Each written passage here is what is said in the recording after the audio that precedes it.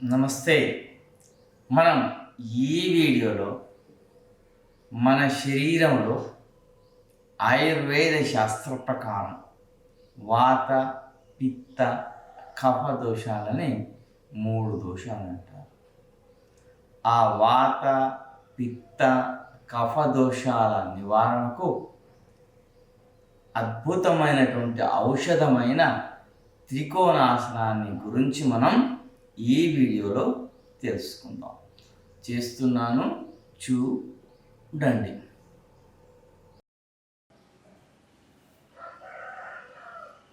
మొదటగా మనం ఈ త్రికోణాసనాన్ని ఏ విధంగా చేయాలి అంటే 2 బ్రిక్స్ సహాయంతో మనం చేయాలి.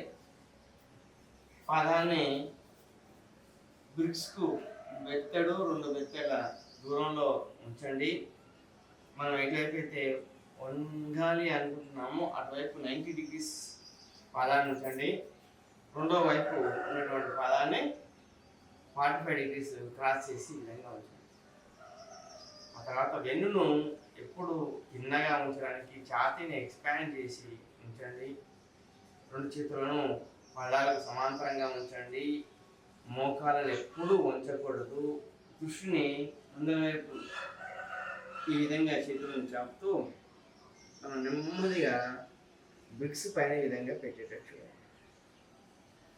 తర్వాత ఈ విధంగా ఛాతీని సాధ్యమైనంత వరకు ఎక్స్పాండ్ చేస్తూ మన దృష్టిని మొత్తం ఆకాశం వైపు ఉంచినటువంటి చేతిపై ఉంచండి. మోకాలు ఎప్పుడూ వంగకూడదు. సాధ్యమైనంత వరకు ఈ విధంగా ఎంతసేపు ఉండగలిగితే అంతసేపు ఉంచండి. మోకాలను దిగుతుగా ఉంచాలి. ఆ తర్వాత నెమ్మదిగా ఈ విధంగా స్థితికి వచ్చింది. ఈ విధంగా కొద్ది రోజులు చేసిన తర్వాత ఒక బ్రిక్ సహాయం అవసరం లేకుండా ఒక బ్రిక్తోనే దీన్ని మనం చేయవచ్చు. అదే విధంగా అంటే మళ్ళీ సేమ్ యథావిధిగా పాదాన్ని మనం బ్రిక్కు బెత్తడు 2 బెత్తెల దూరంలో ఉంచి వేయాలి. రెండవ పాదాన్ని 45 డిగ్రీస్ క్రాస్ చేసి ఈ విధంగా ఉంచాలి. ఈ విధంగా చేతులను పాదాలకు సమాంతరంగా ఉంచాలి. మోకాలను ఉంచకుండా చూసుకోవాలి. ఇటువైపు నెమ్మదిగా జరిగేస్తూ నెమ్మదిగా ఆ బ్రిక్ పైన ఉంచడానికి ట్రై చేయాలి. ఆ తర్వాత మనం ఛాతీని బాగా ఎక్స్పాండ్ చేస్తూ దృష్టిని మనం ఆకాశం వైపు చేతి వైపు ఉంచాలి. మోకాలను బిగుతుగా ఉంచాలి. సాధ్యమైనంత వరకు ఎక్కడ బెండ్ కాకుండా చూసుకోవాలి. ఆ తర్వాత నెమ్మదిగా స్థితికి చేయండి. ఈ విధంగా ఒక వారం 2 వారాలు చేసిన తర్వాత మనకు యథావిధిగా ఈ బ్రిక్స్ యొక్క సహాయం అవసరం లేకుండా మనం ఈ త్రికోణాసనాన్ని చేయవచ్చు. చేస్తున్నాను, చూడండి.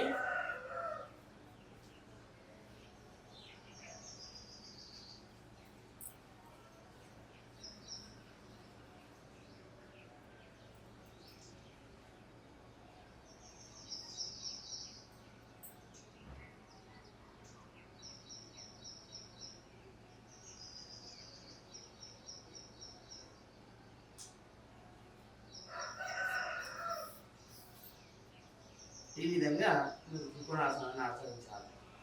ఇక ఈ త్రికోణాసనాన్ని చేయడం మూలంగా మన శరీరంలో వాత, పిత్త, కఫ దోషాలన్నీ నివారించబడి ఆకాశంలో పక్షిలాగా, నీటిలో చేపల్లాగా ఆనందంగా జీవించేస్తారు. అద్భుతమైనటువంటి ఈ త్రికోణాసనాన్ని ఆచరించండి. మన శరీరంలో పేరుకుపోయినటువంటి క్రొవ్వును మొత్తం తొలగించేటటువంటి అద్భుతమైన దివ్య ఔషధం. నడుం భాగంలో కావచ్చు, పిడుదల భాగంలో కావచ్చు, మరియు ఉదర భాగంలో కావచ్చు, ఎక్కడ పేరుకపోయిన క్రొవ్వునైనా తొలగించి వేసి నీకు సంపూర్ణ ఆరోగ్యాన్ని అందించేటటువంటి ఒక దివ్య ఔషధే ఈ త్రికోణాసనం. మన ప్రాచీనులు మనకిచ్చినటువంటి ఈ దివ్య ఔషధాలను సేవిద్దాం. మార్కెట్లో దొరికేటటువంటి మందు బిళ్ళల మూలంగా మన శరీరంలో రకరకాల మార్కెట్లో దొరికే మందు బిళ్ళల మూలంగా మన శరీరం పూర్తి మాలిన్యం అయిపోతుంది. ఆ మాలిన్యాలను తొలగించుకోవడానికి మనకున్నటువంటి ఏకైక మార్గం ఈ ఆసనాలే. ఈ ఆసనాలను ఆచరిద్దాం. మనల్ని మనం సంస్కరించుకుందాం, మనల్ని మనం బాగుపరుచుకుందాం, మన జీవితాన్ని మనం సరిదిద్దుకుందాం. గతం గతః. ఇక నుంచైనా ఒక కంకణాన్ని కట్టుకోండి. ఇక నుంచైనా ఒక సంపూర్ణ నిర్ణయాన్ని తీసుకోండి. నా శరీరాన్ని నేను పరిశుద్ధంగా ఉంచుకుంటాను. ఇది పవిత్రమైనటువంటి ఈశ్వరుడు ప్రసాదించినటువంటి ఒక అద్భుతమైనటువంటి యంత్రం. ఈ యంత్రాన్ని నేను సరిగ్గా చూసుకుంటాను అన్నటువంటి ఒక భావన, ఒక తలంపు నీలో రానివ్వండి. నీ శరీరంలోకి పంపించేటటువంటి ప్రతిదీ ఒక దివ్య ఔషధం లాంటిదే అనుకోండి. అనవసరమైనటువంటి చెడు ఆహార పదార్థాల జోలికి పోకుండా ఈ శరీరాన్ని పవిత్రంగా కాపాడుకోండి. పవిత్రమైన దేవాలయాల్లోకి పోవాలంటేనే శరీరాన్ని మనం స్నానం చేసి దేవాలయాల్లోకి ప్రవేశిస్తున్నామే.